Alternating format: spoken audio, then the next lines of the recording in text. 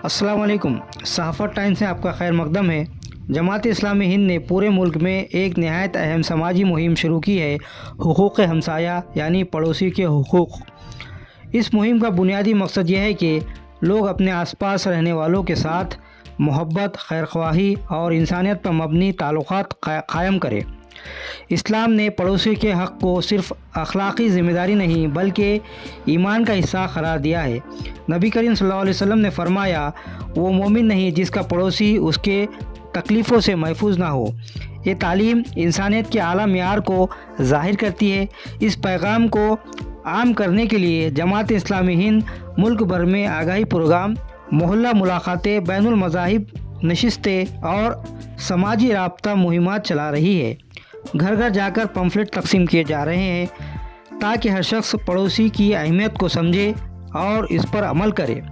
जमात इस्लामी हिंद का कहना है कि अगर हर इंसान अपने पड़ोसी का हक़ अदा करे तो माशरा खुद ब खुद अमन, मोहब्बत और खैरख्वाही का मरकज़ बन जाएगा। ये मुहिम हमें याद दिलाती है कि इंसानियत, अखलाक और किरदार माशरे की असल ताकत है। इसी ज़िमन में नांदेड़ में जमात इस्लामी हिंद नांदेड़ की जानिब से एक चर्चा सत्र परिसंवाद के नाम से एक इंटेलेक्चुअल गेट टुगेदर रखा गया, जिसमें मुख्तलिफ मज़ाहिब के धर्मगुरु और मुख्तलिफ यूनिवर्सिटीज़ और इंस्टीट्यूट्स के ज़िम्मेदारान ने इसमें हिस्सा लिया और अपने ख्यालात का इजहार किया। आणि त्या एका आदर्श समाजाच्या निर्मितीसाठी, आदर्श समाजाच्या देशाच्या उन्नतीसाठी ज्या एकतेची गरज आहे ती शेजार धर्मापासून निर्माण होत असते। आणि ही निकड भारतामध्ये आणि मानवजातीला सध्या अत्यंत ही जाणवत आहे की मानव आपल्या आता सांगितल्याप्रमाणे मानव एक दुसऱ्यापासून दूर जात आहे आणि त्या दूर जाण्यामुळे समाजामध्ये जे दूषित परिणाम होत आहेत, समाजाची जी प्रगती खुंटली आहे, मानव मानवापासून दूर जात आहे, लोक स्क्रीनच्या आहारी गेले आहेत। आपल्या दरवाजाच्या आत तर ते एक दुसऱ्याशी तर आहेतच, पण दरवाजाच्या बाहेरच्या समाजाशी ते निगडीत होत नाहीत। ही गरज ओळखून जमात इस्लामी हिंदनं हा एक प्रयत्न केला। अस्सलामु अलैकुम। आपल्यावर अल्लाहची शांती नांदो, म्हणजे मी आपलं कधीच काही वाईट चिंतन करणार नाही। आणि आपल्याला माहित आहे की समाजा म्हणजे दोन मुख्य गोष्टी आहेत ज्याच्या मागे आपण धावत आहोत। प्रत्येक मनुष्याला वाटतं सुख मिळालं पाहिजे, समाधानानं त्याची जीवन त्यानं चांगल्या प्रकारे त्याचं जीवन चाललं पाहिजे, हाच उद्देश असतो ना। म्हणजे एका व्यक्तीच्या मनाची शांती आणि समाजामध्ये शांती, या दोनच गोष्टी आहेत। ह्या जर आपण साध्य करू शकलो तर मला वाटतं आपण खरे इंटेलेक्च्युअल आहोत। की मुळात माणूस स्वार्थी आहे आणि स्वार्थ त्याचा स्वार्थापुरता थांबलेला नाही तर त्याच्या पुढे गेलेला आहे, तो म्हणजे लोभी बनलेला आहे। माणसाच्या जीवनाचं ध्येय काय आहे त्यांनी ठरवलेलं आहे। मला सुख मिळावं, मला माझ्या जीवनामध्ये आनंद मिळावा, मला समाधान मिळावं आणि शांती यावी माझ्या जीवनामध्ये, हे मुख्य उद्दिष्ट ठेवून माणूस हा प्रगती करण्याच्या मार्गावर आहे। सायन्स अँड टेक्नॉलॉजी याद्वारे कितीतरी प्रगती झालेली आहे। सुईपासून विमानापर्यंत प्रगती केलेली आहे, भौतिक प्रगती भरपूर झालेली आहे। परंतु या सगळ्या प्रगतीमध्ये माणसापासून दूर जात आहे आणि मन जी जुळलेली होती ती मन एकमेकापासूनचे तुटत आहेत। हा एक भौतिक परिणाम होत आहे हे आपल्याला समजते। नवरा बायकोला बोलत नाही, बायको नवऱ्याला बोलत नाही। व्हॉट्सअपमुळे तर असं झालेलं आहे, नवरा आणि बायको दोघंही मोबाईल बघत बसले आणि मग नवऱ्याला भूक लागली तर त्याने बायकोला मेसेज टाकला की मला भूक लागलेली आहे, आणि बायकोने मग त्याला मेसेज टाकला की जवळच दुरडी आहे, टोपल्यामध्ये भाकर ठेवलेली आहे, ताट तिथंच आहे, ते घे ताट आणि ते भाकर घेऊन ताटामध्ये घेऊन खाऊन टाक। मग त्यानं भाकर घेतली, खाल्ली, मग पुन्हा मेसेज टाकला की पाणी दे। ती म्हणाली एवढं भाकर खाता आली आणि पाणी घेता येणार का? बाजूलाच भांडं ठेवलेलं आहे, गिलास आहे, तिथलं पाणी घे आणि पी। तर मग ही समस्या का निर्माण झाली असा त्यांनी प्रश्न उपस्थित केला. आणि मग आपल्याला लक्षात येतं की जुन्या काळापासून पुन्हा पुन्हा सांगूनही हे होत नाही आहे. काय एकत्र आपल्याला बांधू शकतं, काय आहे? प्रत्येक धर्मातलं आहे शेजाऱ्यावर प्रेम करा किंवा हे हुकूक ए हमसाया. आणि मी थोडंसं सकाळी जेव्हा मी पत्रिका पाहिली आणि मी थोडा विचार केला की काय आहे बा हुकूक ए हमसाया, तर शेजाऱ्याला त्रास म्हणजे कसा त्रास देतात, तर फार बारीक गोष्टी, जसं सर म्हणाले तसं बारीक गोष्टी आहेत की मोठा आवाज करणे हा सुद्धा शेजाऱ्याला त्रास आहे. अस्वच्छता राखणे म्हणजे घाण जी आहे, आणि मी त्याचा अनुभव घेतो आहे आता स्वतः. माझ्या घराच्या बाजूला एवढा कचरा आहे, खूपच कचरा आहे की सांगायला गेलं तर ते लोक म्हणतात की ते तुमचा प्लॉट आहे का. वाघमारे साहेब बसलेले आहेत तिथं. हा त्रास आहे दुसऱ्याला देणं शेजाऱ्याला. म्हणजे काय आहे, इथून आपल्याला थोडंसं मला आपल्याला माझ्या व्याख्येप्रमाणे किंवा माझ्या कल्पनेप्रमाणे शेजारी, आपल्या घराच्या बाजूला असणारा शेजारी जनरली आपण विचार करतो, पण शेजारी एवढ्यापुरती व्याख्या नाही असं मला वाटते. शेजारी आपलं गाव, गावाच्या बाजूचं दुसरं गाव ते सुद्धा शेजारचं गाव आहे. आपला तालुका, आपल्या तालुक्याच्या बाजूचा दुसरा तालुका तो सुद्धा आपला शेजारी तालुका आहे. आपला जिल्हा, जिल्ह्याच्या बाजूचा दुसरा जिल्हा हा शेजार आहे. आपलं राज्य, त्याचप्रमाणे दुसरं राज्य, आपला देश आणि दुसरा देश हे सुद्धा शेजारी आहेत, अशी मला समजलेली व्याख्या आहे. आणि अलीकडच्या काळात काय झालं आहे की ग्रामीण भागातून शहरी भागात आमचा समाज पूर्ण आला आणि जाती जातीच्या गल्ल्या झाल्या. त्याच्यामुळं कोणता शेजारी वाईट आणि कोणता शेजारी चांगला हेच कळना झाले म्हणायला. राजकारणी लोकांनी देशाचं, समाजाचं किती वाटोळं केलं ह्याच्यावर काय बोलायची गरज नाही. दुसऱ्यांना सुधारण्यापेक्षा आपण स्वतः बदला. त्यांनी मला मदत केली नाही म्हणून मी त्याच्या मदतीला जाणार नाही, हे जर तुम्ही घेऊन बसला तर कधीच आपणाला हा धर्म पुढे जाईल किंवा आपण ही जी मानवता आहे ही मानवता पुढे जाईल. म्हणून सगळ्यांचा धर्म एकच आहे की मानवता हाच सगळ्यांचा धर्म आहे. मी आज 50 वर्षापासून कैलासनगर या ठिकाणी राहते. त्या ठिकाणी सर्व धर्माचे लोक आहेत. मुसलमान आहेत, मराठा आहे, ख्रिश्चन आहे, ब्राह्मण आहे, बौद्ध आहे. परंतु या 50 वर्षामध्ये मला तरी माझ्या गल्लीमध्ये हा अनुभव आला नाही. आमच्या गल्लीमध्ये कुठल्याही घरामध्ये कोणाचंही सुख असो किंवा दुःख असो आम्ही काहीच विचार करत नाही ना, पैशाचा सुद्धा त्या ठिकाणी आम्ही विचार करत नाही. ज्याला ज्याच्या हातामध्ये जे काम पडेल, ज्याला जी काही मदत करता येईल ती आम्ही. शेजाऱ्यांचे हक्क म्हणल्यानंतर त्याला राईट म्हणतो ना आपण, त्याला राईट, तर त्याला कर्तव्यसुद्धा म्हणजे ड्युटीसुद्धा फॉलो करतं.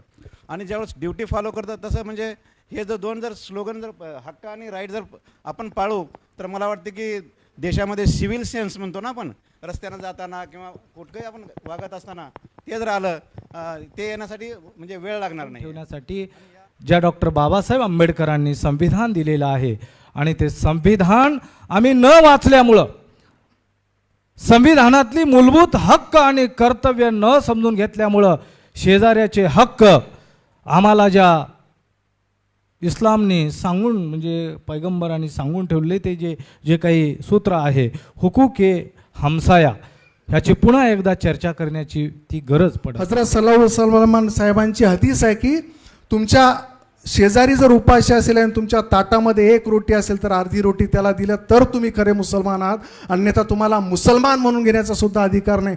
सर्व धर्मांनी शेजाऱ्यांवरती प्रेम सांगितलं. इस विषय पर चर्चा करना पड़ रहा है, ये हमारे लिए बहुत ही एक सोचने वैसी बात है और ये चीज़ हमारे सामने लाए जमात-ए इस्लामी हिंद ने, मैं उनका बहुत ही दिल से शुक्रिया अदा करता हूँ. समाज, इंसान एक सामाजिक प्राणी है. इसका मतलब क्या है कि हम लोग अकेले नहीं रह सकते. हमें रहने के लिए स्कूल, कॉलेज, गली मोहल्ला चाहिए और ये सब मिलकर एक समाज बनता है. अभी अभी मैंने सुना था हमसाया. हमसाया यानी हमारा पड़ोसी. ये हमसाया हमसे दूर क्यों हो रहा है, ये साया हमसे क्यों छूट रहा है, इसके ऊपर सर ने अभी हमें 2-3 चीज़ें बताए थे. शांति का वातावरण का जो हक था, यानी आजकल रात में 12 बजे की बर्थडे सेलिब्रेट किए जा रहे हैं, जोर जोर से डीजे उजे बचाए जा रहे हैं, इसके वजह से भी लोग अपने घर के अंदर रहना पसंद कर रहे हैं। दूसरी चीज़ जो हुई थी अभी यहाँ पर हमारे पास, स्वच्छता, लोगों को लग रहा है कि भाई पूरी बीमारियाँ फैल रहे हैं, इससे अच्छा है कि अपने घर में ही रहो। अगला, लोगों का आदर और सम्मान, लोगों को लग रहा है कि भाई जाएंगे हम समाज में बैठेंगे तो लोगों के लिए बोलने का एक हमें मौका मिल जाएगा, लोग हमारे बारे में बोलना शुरू कर देंगे, इससे अच्छा है कि थोड़ा सा दूरी रहो।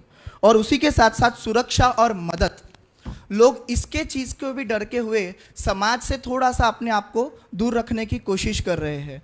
ये सब चीज़ क्यों, इसकी ज़रूरत क्यों पड़ी है हमें? क्योंकि मोबाइल, सोशल मीडिया और उसी के साथ साथ बिजी शेड्यूल, इन सभी के बीच में हमसे जो हमारे पड़ोसी है ये दूर होते जा रहे हैं। मुसा वादा वेरमणी शिक्षा पदं समाधी, आम्ही भगवंताने सांगितलं की आपल्या तोंडाने गोड बोलणे, आपल्या वाचेतून जे काही निघते गोड, त्या गोड वाणीनं आपण माणसं जिंकू शकतो।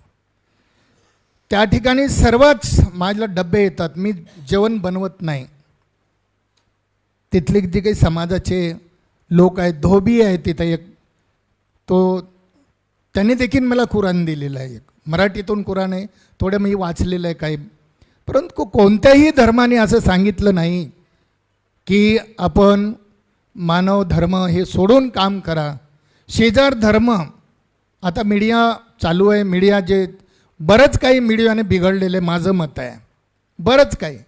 आपण आपल्या मुलाकडं फार मोठाले मोबाईल दिलेले आहेत, मोबाईल आपण चेक करत नाही, बॅलन्स कुठून आलं, आपण मोबाईलवर बोलला कोणते मित्र, एक फार महत्त्वाचे असतात, एकदम चांगले मित्र, ज्या चांगल्या विद्यार्थ्याला किंवा तरुणाला भेटलं तर त्याचं कल्याण होऊ शकतं। आज मित्र आम्ही शोधत नाही, आणि म्हणून हे मित्र शोधण्याचं काम किंवा शेजार धर्म टिकवण्याचं काम या इस्लाम समाजाच्या या आजच्या या बैठकीला आपण या ठिकाणी सर्वजण आलो आहोत। सर्वांनी जण मिळून आपण हे केलं तर आता बरेचसे मी ऐकलेलं आहे, बऱ्याच संविधानावर बोलले, सर्व ग्रंथावर बोलले, संतावर बोलले, संतानं हेच काम केलं, मिटवण्याचंच काम केलं, कोणी संतानं भांडण लावलेलं नाही। आणि इथं मी सांगितलं की आपले हे विचारवंत लोक आहेत, आपण समाजाला दिशा देणारे लोक आहोत, तर आपण आपली जबाबदारी समजली पाहिजे, हे महत्त्वाचं आहे। आणि मला आनंद है कि इतक्या मोठ्या संख्येनं आपण सर्व आलात। हम इंटेलेक्चुअल्स का प्रोग्राम करते होते साहब, टाइम नहीं है हमारे पास, लेकिन ये बहुत बड़ी बात है, जो बात है कि हम अपने प्राइवेसी से, अपने उससे निकल कर कुछ समाज के लिए काम करें, आगे बढ़ें, उसके लिए आप आए हैं। तो मैं आप सब, इंदौरी ने कहा था कि तूफानों से हाथ मिलाओ, सैलाबों पर वार करो, मल्लाहों का चक्कर छोड़ो, तैर के दरिया पार करो। दूसरा शेर है मैं, खुशबू की दुकानें खोलो, फूलों का व्यापार करो। असल हमको करने का काम क्या है? खुशबू की दुकानें खोलो, सुगंधाचे है ना दुकानें उघड़ा, और फूलों का व्यापार करो। इश्क, प्यार, मोहब्बत, प्रेम, इश्क एक खता है तो प्यारे, ये खता एक बार नहीं 100 बार करो। हम सब मिलकर वो खता करने के लिए तैयार हैं, और उसका जो भी जुर्म होगा वो हम पे सर लेते हैं। आइए हम सब मिलकर एक नए आदर्श समाज के, ये जो सारे काम हैं कि लोग नेकी के कामों में एक दूसरे से आगे बढ़ें और गुनाहों के कामों में एक दूसरे का साथ ना दें, तो इस पर कई गुफ्तगू हो सकती हैं।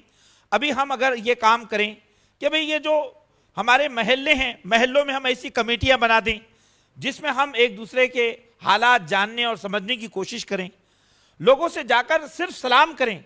देखिए मोहम्मद सल्लल्लाहु अलैहि वसल्लम कभी कभी बाजार में जाते थे तो लोग देखते हैं कि वो कोई चीज़ खरीदते नहीं हैं, सिर्फ बाजार में घूम रहे हैं। तो पूछा गया, ए मोहम्मद सल्लल्लाहु अलैहि वसल्लम, इतने इंसानी दुनिया के इतने बड़े आदमी आप बाजार में क्यों हैं?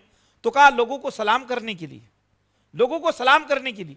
हम अपने घर में मोबाइल में 6 घंटे बैठें, 15 मिनट बाहर निकलें और अपने पड़ोसियों को सलाम करके आएँ, हाथ मिलाकर आएँ। आप देखिए कि उसमें हमको जो रूहानी सुकून मिलेगा, वो सुकून ही दरअसल हमारे स्ट्रेस को और हमारे टेंशन्स को दूर करेगा। तो दरअसल बात यह है कि हम समाजों को के दरमियान जो दीवारें हैं, उन दीवारों को हमें तोड़ने की ज़रूरत है। वो खलीज है, वो गैप है, उसको हमें जो है एक तरह से पाटने की ज़रूरत है। तो मैं आपसे ये बात कह रहा था कि आज के इस पूरे प्रोग्राम में बड़ी अहम बातें हमारे सामने आई है।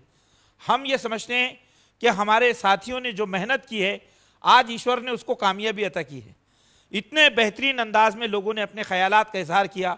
अब चूंकि हम यहाँ जमा हुए हैं तो हम एक डिक्लेरेशन के साथ, एक अज़्म के साथ जुड़ें, आगे बढ़ें कि इंशाअल्लाह अगर ईश्वर ने चाहा, हमारी ज़िंदगी बाकी रही, तो हम अपने पड़ोस को, अपने चाहे पड़ोस में कोई भी हो, वो हमारे धर्म का हो या ना हो, वो किसी भी ज़ात का हो, किसी भी जमात का हो, हम इंसानी बुनियादों पर उससे मोहब्बत करेंगे और अपने ताल्लुकात को मजबूत बनाएंगे और एक दूसरे की खिदमत करेंगे और एक ऐसा हिंदुस्तान बनाएंगे जिस हिंदुस्तान में इंसानों के दरमियान उल्फत व मोहब्बत एक उसूल हो, एक धर्म हो।